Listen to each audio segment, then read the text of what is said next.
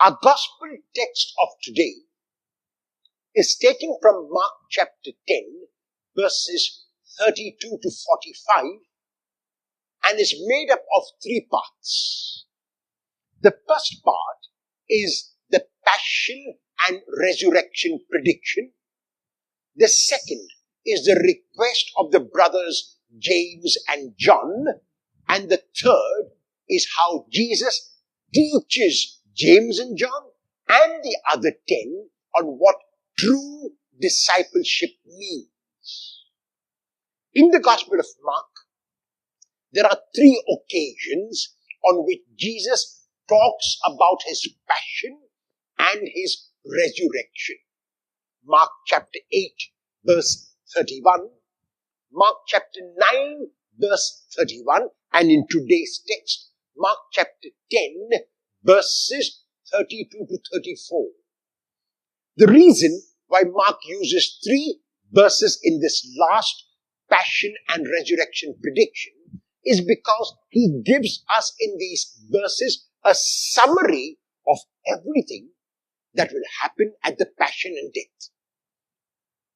He gives us in a very concise form the whole passion narrative. He tells us about Jesus being rejected. He tells us about Jesus being handed over to the Romans. He tells us about Jesus being scourged and mocked and spit on and crucified. And he tells us about Jesus rising again.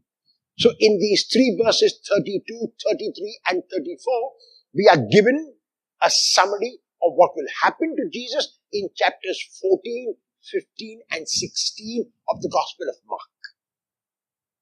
And the passion and resurrection prediction says to us that Jesus is unafraid, that Jesus is determined to do the Father's will no matter what the cost.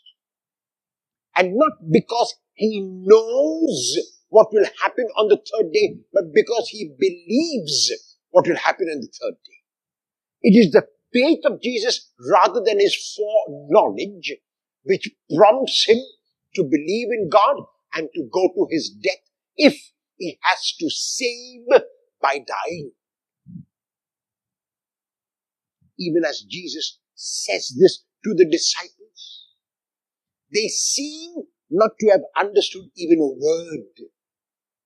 Because after this talk about his death, after this talk about the fact that he will be killed, James and John, who were possibly the closest of the 12, come to him with a request.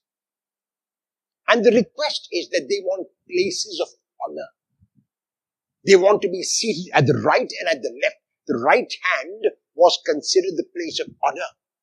And the text deliberately does not use the word left because sometimes left was considered unlucky. It says a place where also, like the right, they will be given honor.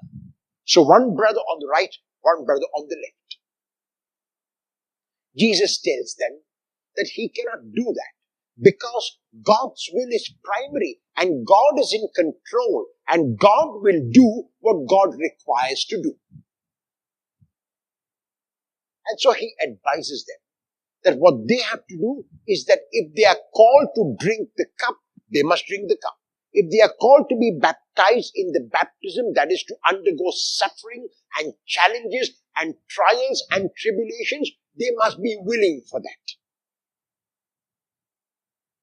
However, the other 10 hear of this request, and the other 10 are angry with the brothers. And the reason why they are angry with the brothers is not because the brothers have made the request, but because if the brothers are seated, one on the right and the other on the left, they will be further away from Jesus. So in a sense, they are in the same boat as the brothers. They also need to be taught. They also need to be educated. They also need to be instructed. And then in the third part, Jesus sits down and instructs them about his way of life, about discipleship as it means to be a disciple of Jesus. And he tells them that anyone who wants to be master or mistress has to be willing to serve and be servant and slave. In the kingdom, in the purview of Jesus, authority is not domination, authority is service. And this text ends with this beautiful verse. For the Son of Man came not to be served, but to serve. So even as Jesus proclaims his passion, death, and resurrection, even as he proclaims his willingness to go to the cross and confirms because of his faith the resurrection, each one of us must ask ourselves how we live out our discipleship. Is my discipleship a discipleship in which I strive to be first? Is my discipleship a discipleship in which my pride has taken so deep roots in my heart that I am unwilling or I simply cannot be humble? I need to ask the Lord for grace, like the 12 disciples did. I need to hear once again the Lord's words. The Son of Man came not to be served, but to serve.